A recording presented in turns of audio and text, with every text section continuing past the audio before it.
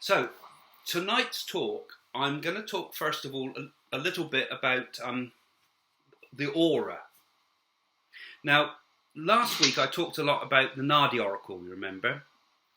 And the Nadi, being an oracle in India, is actually the word Nadi also means a channel. And it's a channel within the spiritual body. So I'm going to talk a little bit about some of those type of ideas, but I'm going to avoid a lot of the Indian words. So some of these things are covered. I'll occasionally drop one in if I feel it's necessary, but if you want, you can go and look those things up later. But I'm going to talk about these things in kind of Western terms, really. Because I'm not sure if any of you here are working on psychic development, and if any of you are perhaps in my chat room sometimes where we've got classes going on. I am in a chat room sometimes, but I'm not in the classes yet. Okay, well, there's classes on there, and there's a number of people there helping out and teaching some of these things. And one of the things that comes up a lot about psychic development is the aura. And it's quite an important aspect, I feel, of psychic development. But let's think, what it is, first of all, because in the East, they talk about us having a number of different bodies, which they call koshas. And a kosha actually means like a layer. So our makeup is made up of many layers, like the layers of an onion. And the most obvious one to us all is the first layer, which would be the physical layer, which in this, I'm going to keep away from the Indian words, but in the Indian words it means food, basically. And it's the food body, the physical body. So this is kind of the grossest part of our existence, the physical body. And that would constitute the brain, the actual function of the body, and it connects also to a lokar, which is a level of existence, and that level of existence is the material world. So our physical body connects us to the material world, as we all know. But overlaying that physical body, there's a second layer, which is the prana layer of the body. Now, prana being the energy layer of the body. Now, when you think about the life itself, what the body is, the body, how does it work? There's another layer that connects the body to make it work, which Yogananda, an Indian teacher, called lifetrons, a life force, let's call it. That life force in India, they call prana. You also gets called chi in Chinese thinking, ka in Egyptian thought, and most cultures throughout the world refer to this energy body, this life force. And when that leaves the physical body, then the physical body deteriorates and goes back into just chemicals. So that is what sustains us, and that is the level on which we have the auric body, the energy field that surrounds us. Because the life force is infused in all the body itself, but it's also all around us like a luminous egg of energy, of fibrous light. Beyond that, there is also another body called the causal body, which is like the spirit itself. And beyond that still, there's another body they call the bliss body, and beyond that is pure consciousness, which is our absolute state of being. But I want to concentrate a little bit on this auric body, the life force that generates and moves the physical body. Because without it, the physical body would be dead. We'd still be here because that prana, that life force, still carries on after death.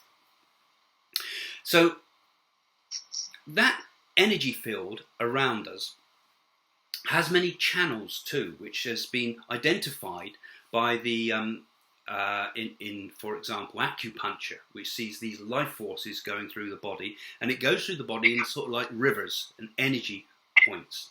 Now, in the physical body, our channels for our awareness goes through our nerves, our nervous system, and particularly the spine and the brain, of course.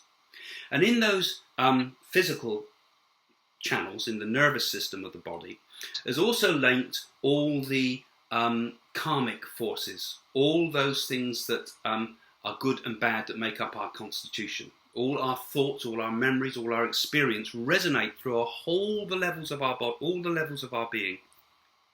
and into our physical body. So sometimes these residues of past lives, these residues of past experiences in this life, become locked in our physical body, which can come out sometimes in things like illness and difficulties and pains and emotional problems, because they're all linked into this physical form. And of course, doctors treat that and try to deal with the symptoms of illness. But if we take a stage up and we go to that next level of our body, our auric body, our prana body, the one I want to focus on tonight, that life force can also directly influence the physical body. So through the channels of the nerves, we also have these other channels that run through the energy of the life force of the body itself, which we call the nadis, the actual life force energy that runs through our body. So if we can sort out and produce that energy from that energy body we have, that life force body, and make it touch our physical body, we can bring cure to ourselves. And this is what healing's all about, because healers do it through their hands. But this life force, this energy field that's around us, what comes in the aura and the light around us, that can be controlled by our thoughts. So if we move a thought to something, we also goes with it energy. All right? So if you've got an illness, for example, the way to bring healing to that illness is to just focus on it, to bring thought to it. Because wherever you move your thought, your life force will follow. So we think that that our health is completely out of our control and our self-healing's out of our control. We've forgotten it in this day and age.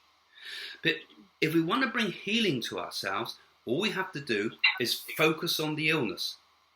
So, for example, perhaps it's a bad example, but an example is I had a bad toothache, massive toothache while I was in Thailand, very hard to deal with. And the only way I could get over that, because I couldn't get it fixed and I had to deal with this for a week, was to focus my full attention on the pain. And my full attention through that pain. And of course, when we get pain, the first thing we want to do is avoid it. We want to run away from pain, don't we? But it's better, and sometimes, to focus our thoughts on that pain. Because when we focus our thoughts on that pain, we can also bring all the healing powers of the body. And how we focus is important too. Because it's important that we don't focus as, oh my God, I'm so bad, I'm so ill. If we start doing that, we're not helping the healing process. We focus just as it is. So it's neither good nor bad, that's what it is. It's not pain, it's sensation.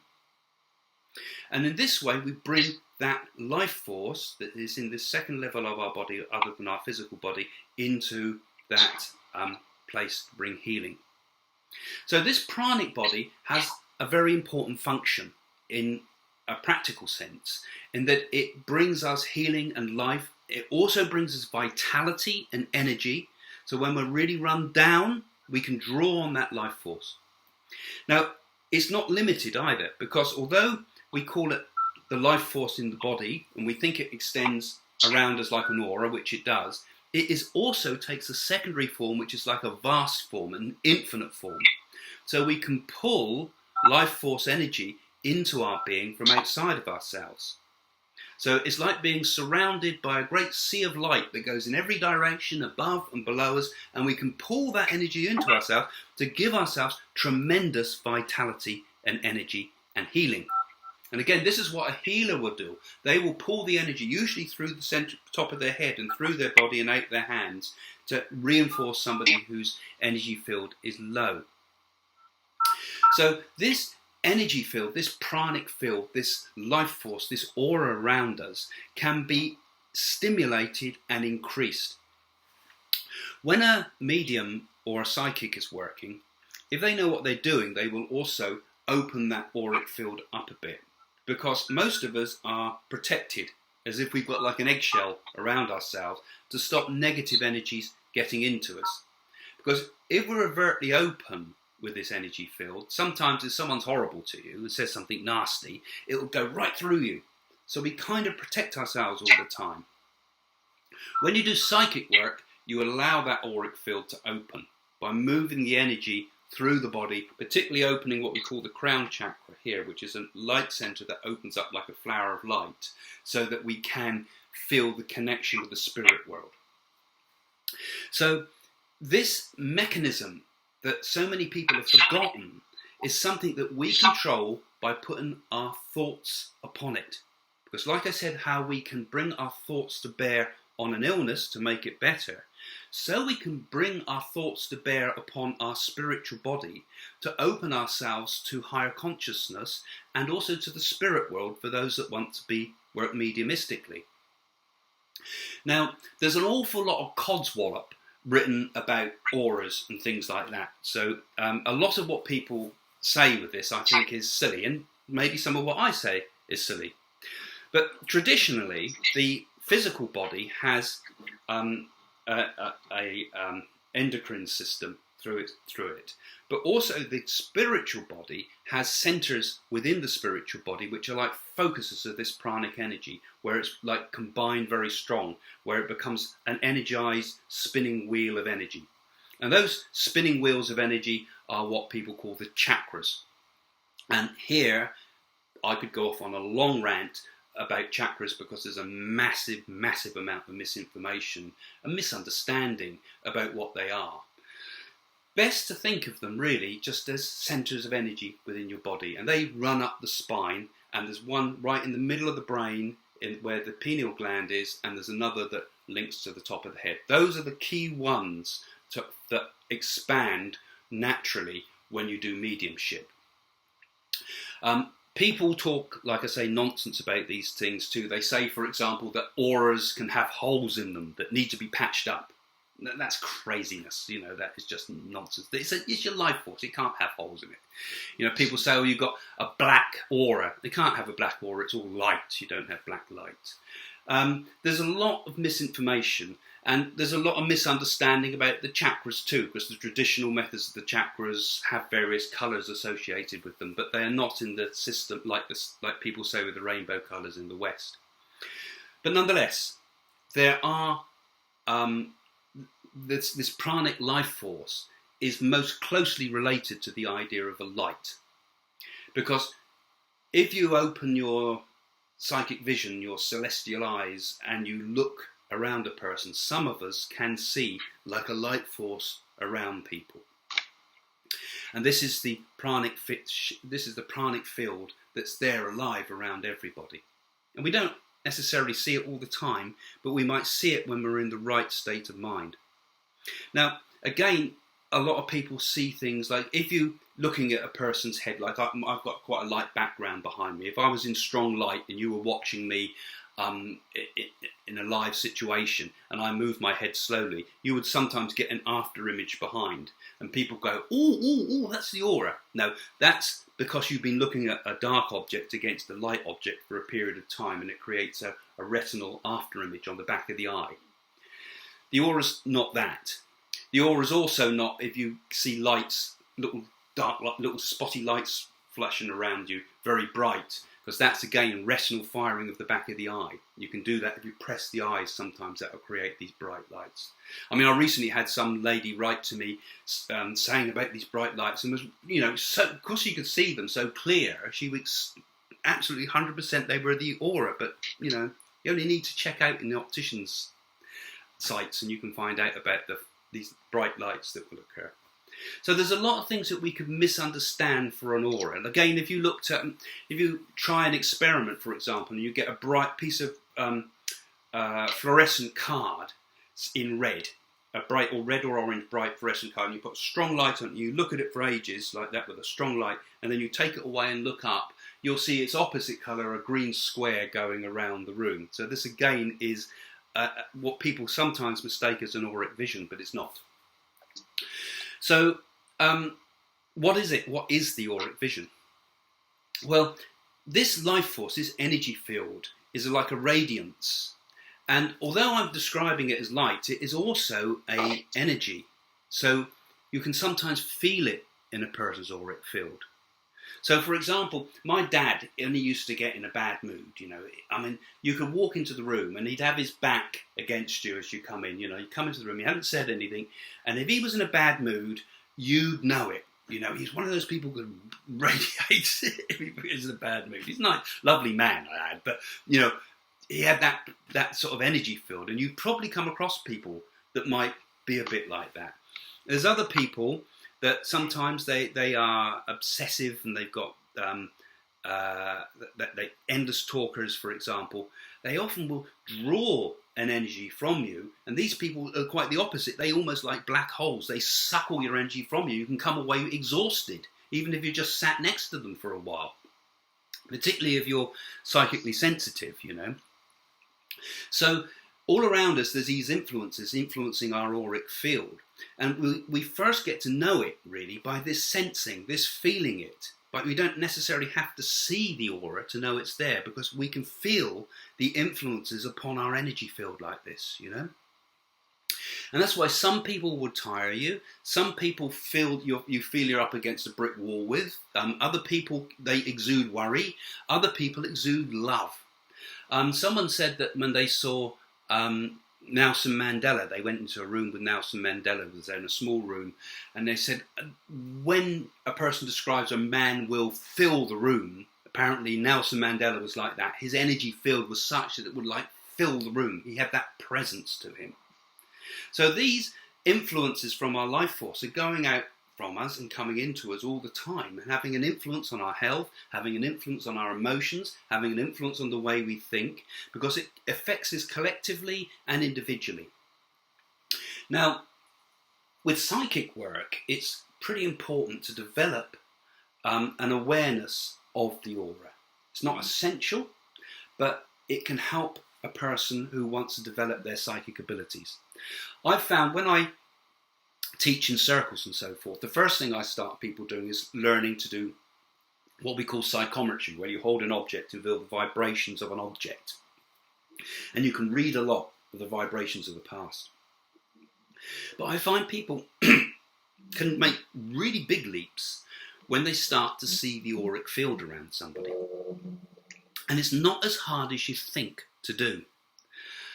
I think probably most people could actually do it with a little bit of training. Or certainly just, it's not really training, it's not something you learn to do, it's something you suddenly notice. And the best way to see this auric field is to look at someone in a very subdued light. So evening, perhaps when there's a bit of light outside with the street light and the curtains are closed and you can just see the room and there's just a sort of a soft light in the room or something. All the lights turned off, but just enough light filtering in to be able to see things around you. Try looking at your hands and look around your hands, because what you'll see is like a fuzziness. There's a sort of slightly lighter there than there, for example. So you see this sort of fuzziness around the hands. And I teach people to do it, to bring their fingers together like this and look to the middle of their fingers, because if you can move this energy and focus it. So if you focus it as if you're pushing it between two fingers, you can sometimes see a light that moves between the two fingers. Actually, I can see it now, even though it's quite light here. That you get this energy field. You can actually move your energy field. So try it tonight at home. When you're laid in bed, lay there, and your husband or whatever will be looking, what's she up to? And you'll be going like this, looking for the light between the fingers, right? And you will be surprised, because sometimes I've seen people when they're doing it in my circles and things, they're going, oh yeah, here we go. And then they go, wow, I can see it, you know? And once you start seeing it, you think, well, why didn't I see this before, you know? And it's a good way to start getting linked in to your energy field. Because I find once I'm able to see the aura, I know that I'm kind of psychically awake a bit more, you know. And when you're working with a person near you, that auric field will contain also all the thoughts and feelings of that person, right? So in that energy, that life force, you can pick up all the telepathic thoughts, all the thoughts about their life, their past, what happened to them, and it's coming through their auric field. The aura also has colours, and this is something people pay a lot of attention to, but it's not critically important. The colours if you see colours around a person's auric field, you can interpret those in the same way you might interpret the psychology of colour. So, for example, red you would associate with something like an aggressive energy, perhaps, a strong energy, perhaps a sportsman's energy, perhaps an angry person. So if you've seen a lot of red in an aura, it can represent that type of thing. But blues and greens, middle of the spectrum, you would probably look at those as more balanced colours. Green you would associate perhaps with healing and growth and life. Blue you might represent with freedom and the skies. You see, all the colours that are around us have symbolic significance to us. Dark, heavy colours you might associate with depression and person not feeling too good. The deep purples and indigos, spirituality. You see, it's quite simple, really. All those colours have a psychological connection. And what you're seeing in a person's aura, if you see those lights, is a representation of their feelings at that particular point in time. So, and those colours will change. I mean, I've tried it with Jane too, because Jane, the wife, can also see the aura. And I've come back from a session where just come back from a spiritualist church. So my aura's bright, wide awake. And Jane says, "Oh God, your aura's so bright," because you can see a person's aura almost lights up when they're doing mediumistic work. And I said, let's just try an experiment. And I turned round so she couldn't see my facial expression. I said, let me change the colours. And I think of something. I think anger. And she said, "Oh, it's red, it's red." And I think peace and harmony. "Oh, it's gone blue." But she couldn't see my face because I turned her back to her. So it kind of proves to me that, yeah, you can influence the colour of your aura by your feelings. So that's one thought about the colour of the aura. When people say, "What colour aura have I got? What are you feeling at the moment?" That will probably reflect what your auric colour is at the moment. So this auric field I've mentioned how it can help heal ourselves. I've mentioned how it can be a healing force. I've mentioned also how this auric energy can also be a form of a way of connecting with another person so that we telepathically connect with them. And finally, the auric field, from a psychic's and medium's point of view, is also that energy field that allows us, our consciousness, to connect with the consciousness of spirit. Because when I connect with you as a person, I'm connecting through your auric field. But I'm also able to connect with the spirit world through that same auric field, because that's where thoughts connect. It's beyond the body.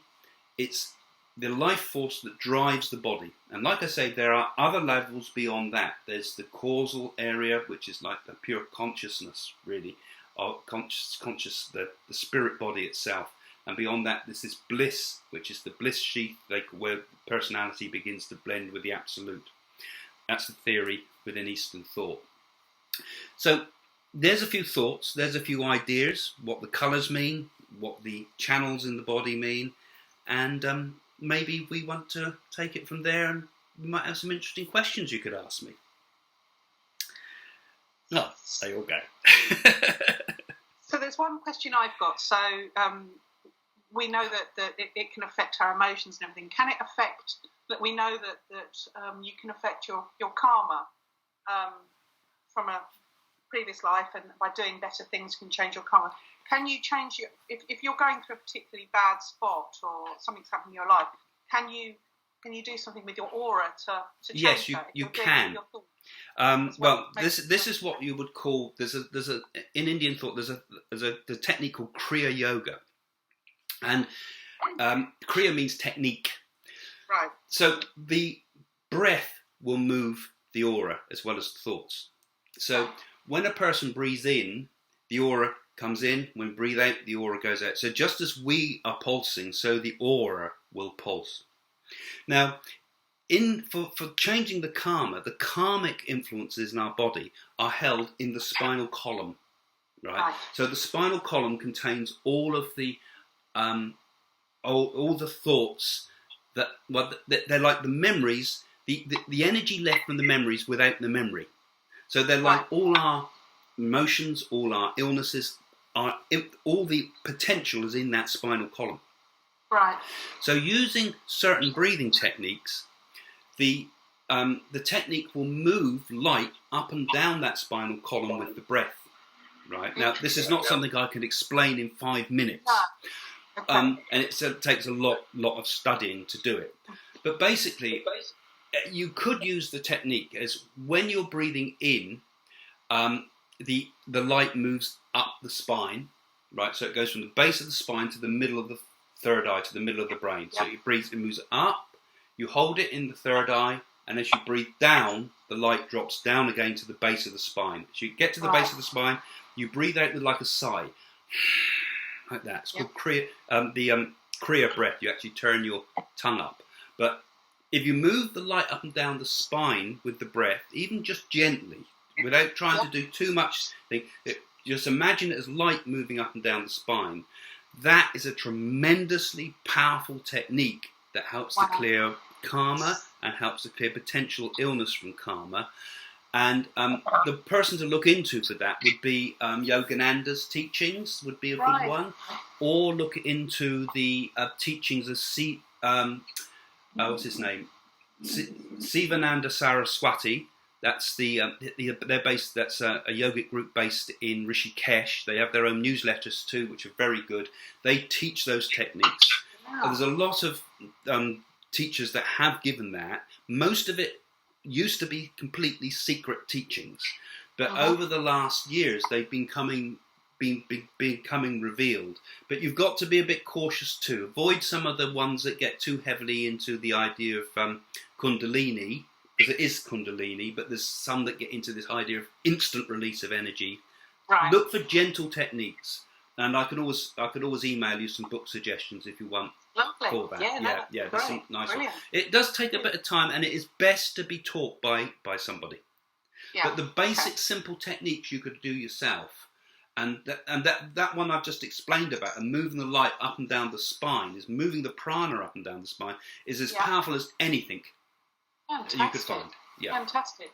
So in theory, also, when you've got an illness, so if you've got toothache, and say you can see the aura's kind of red here, you could maybe, like you said, not to go with the pain, but to focus on that. Focus on it, but focus on it emotionless, so you're not thinking, oh my God, it's awful, or trying to resist it. It's amazing how much pain you can tolerate if you just accept it as sensation. Don't think of it as pain. It's just good or bad sensation. And focus your attention almost as if you don't care about it. The body's something separate from you. Because that way, you've realised that you're not the body. You're not the body. You're something that's running in the body, And you're not even the life force, because you're controlling that life force. Anything that you are aware of, you're not. You think about it. If you're aware of something, I'm not that hand, because I'm aware of having a hand. I'm not that life force, because I'm aware of having that life force. I'm not the breath, because I'm aware of having that breath. And so on. And again, we get into much deeper ideas. Well, I should be trying a lot of this. But try it, because, the focus will bring the energy to it. And in terms of, helping your health generally, like, you have some problems with your kidneys and things like that. You mentioned to me, this isn't clairvoyance, but that would help with those conditions by moving the energy through the spine like that. And it's a very powerful technique. Oh, no, I definitely will. And I definitely, if you could email me, then that would be brilliant. Yes, I'll give you a few suggestions. I'll have to find a nice simple one, really, to start with. There's stuff on the web, you could look it up. But, again, finding the good ones, because some get carried away, don't they? You get crackpots out there who take it too far. Simple techniques are the best. Yeah, brilliant. Thank you. Any other thoughts? I have a question. Sorry? It is possible, for example, to make protection that no one can read us? Spiritual protection using this type of thing. Yes. People worry about too much, I think, about protection. You might find if you have those thoughts, you might be quite a sensitive person anyway. That's why you pick up the thoughts of other people, because sometimes other people's thoughts can influence us. So if someone thinks bad of you, it can have an effect upon your own feelings, if you let it in, that is. I personally think the best way to protect yourself for anything negative is to not let it hit home, not to worry about it, let it go through. If there's nothing there, it can't hurt you, can it? And we are beings of light, so how can these things absolutely hurt us? If we grasp onto something negative said to us, it's up to us whether we react or not. In real life, it's like that. If someone comes in and wants to give me a hard time, if I immediately engage with that person, I'm stuck in the same mindset as they are. But if I don't react, then it don't affect me so much, or I'm able to control the situation better. And it's the same on an energy level. We have the same problems around us. We are naturally protected by being focused on light, because they say that light can penetrate darkness, but darkness cannot penetrate light, if you think about it.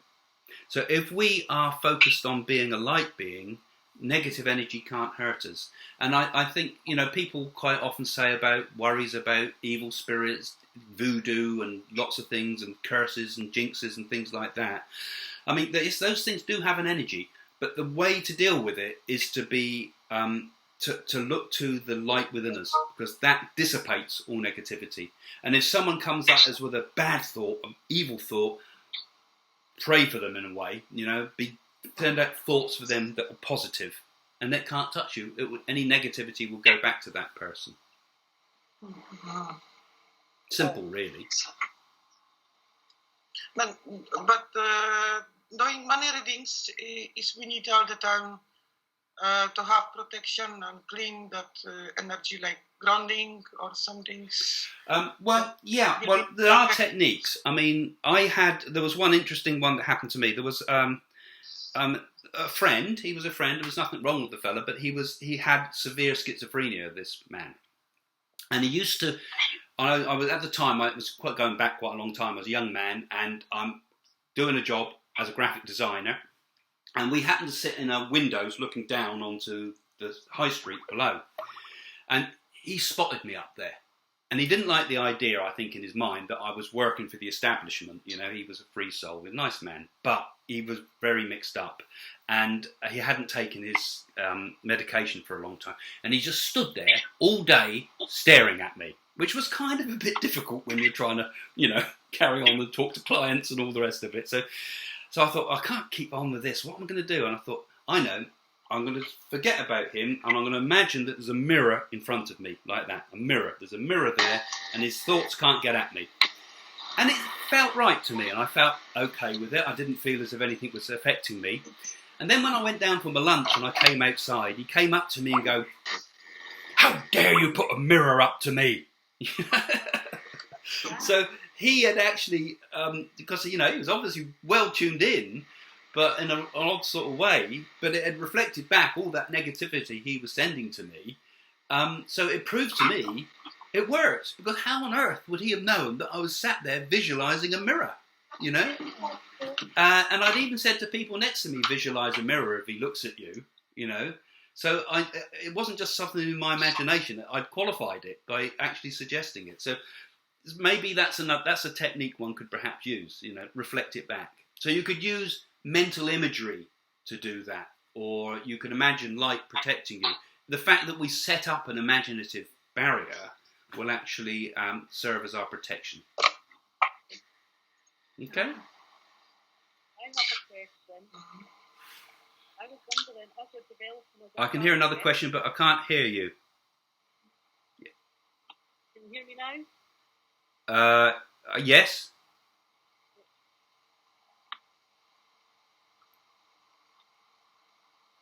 No.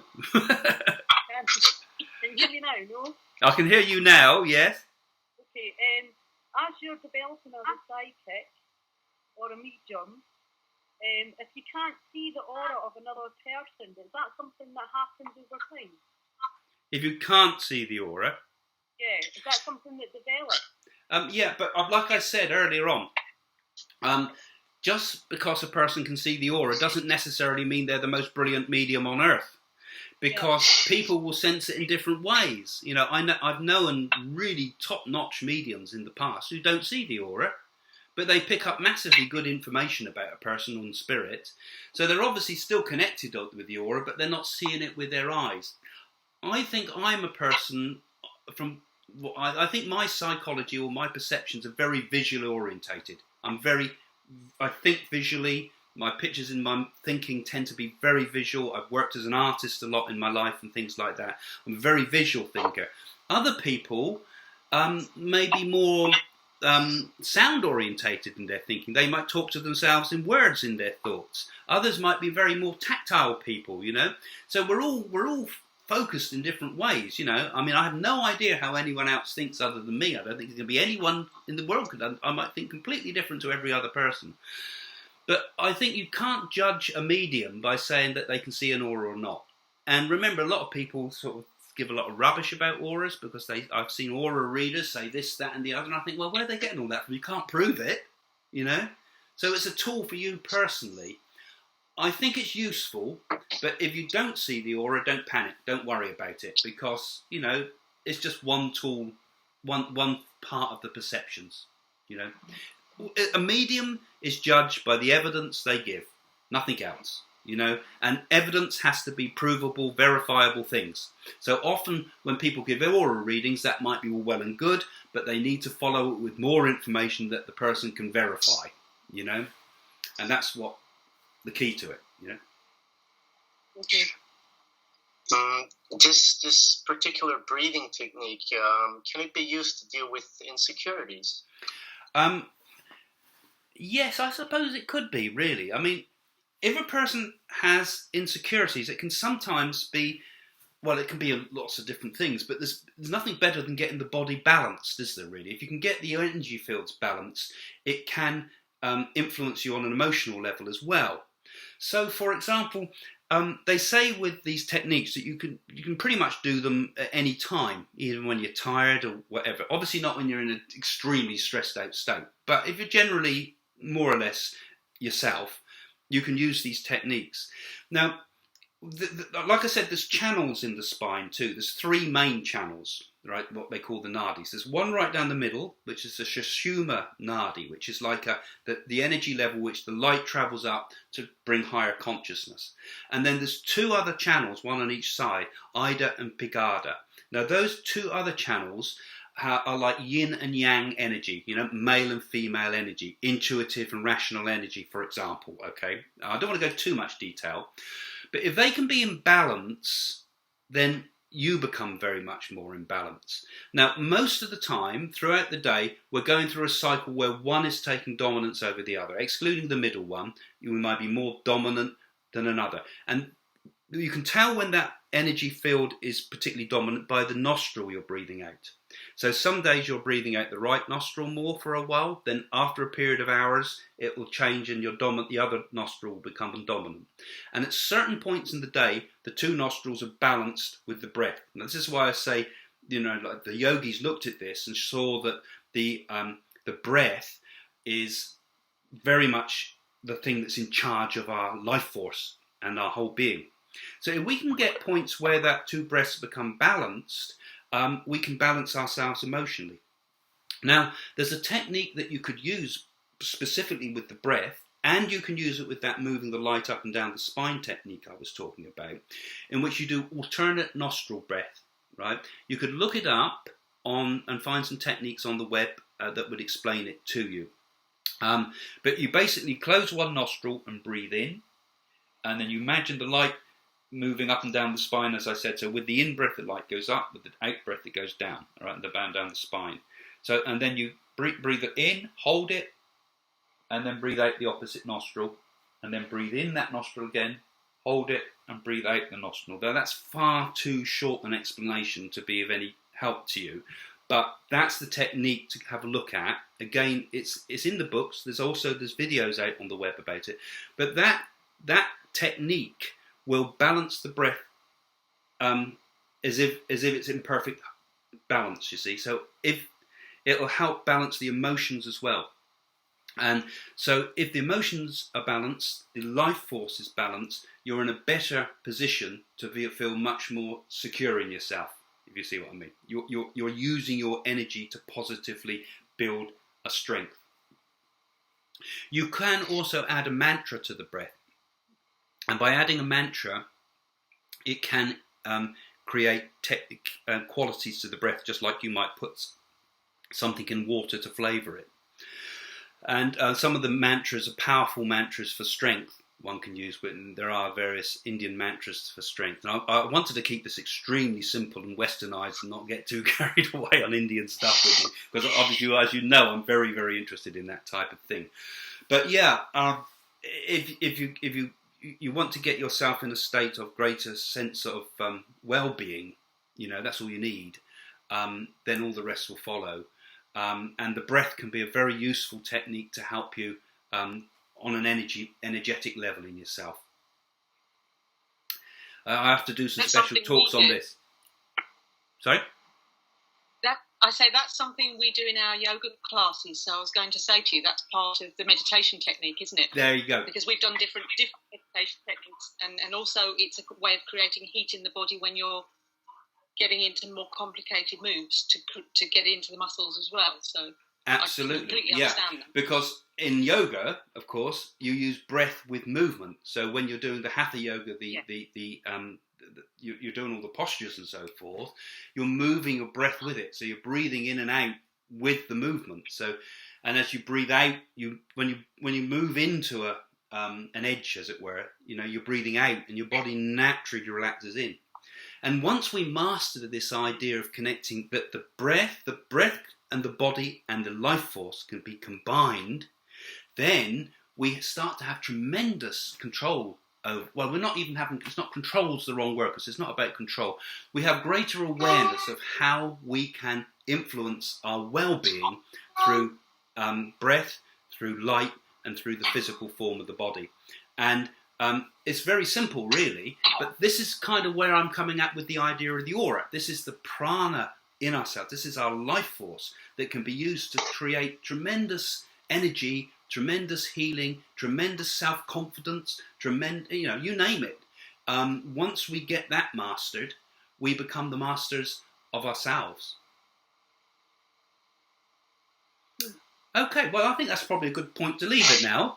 We've gone from the aura to quite a lot of other interesting subjects.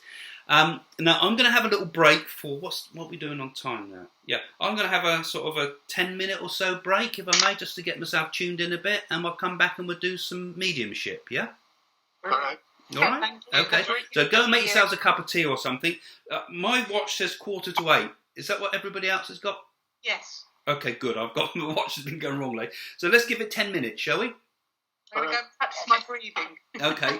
Yeah, good idea. Yeah. That'll make a change when? We need to do that in the office for the person with the bad aura, Jack. I did practice it quite a lot.